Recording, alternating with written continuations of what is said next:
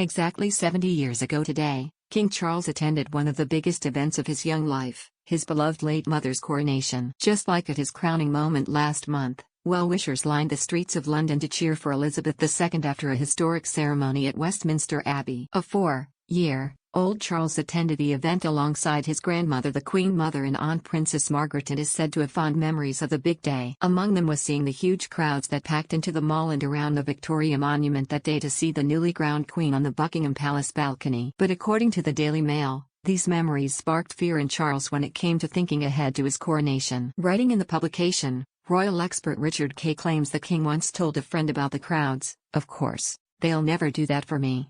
However, he was ultimately proved wrong as thousands of revelers packed the procession route last month in wet conditions to catch a glimpse of him and the newly crowned Queen Camilla.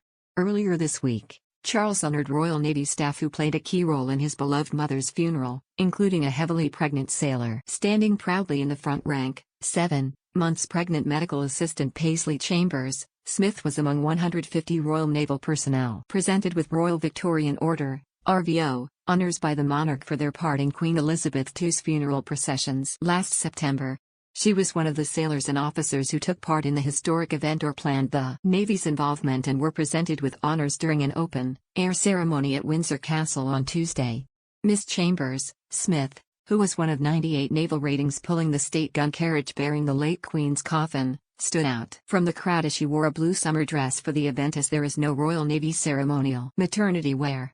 The striking sight of the sailors in their distinctive uniforms with blue and white collars and white caps, marching in unison and acting as the Sovereign's Guard, was one of the defining images of the day the late Queen was laid to rest. The Royal Naval personnel were appointed to the Royal Victorian Order by Charles in March as part of the Demise Honours List, which is traditionally published following the death of a monarch to recognise those who have provided personal service to the late sovereign. Royal Victorian Order honours are in the King's personal gift, bestowed independently of Downing Street, and are awarded for service to the royal family. The late Queen's funeral on September 19 and preceding lying in state cost the UK government an estimated £161.7 million, figures have shown.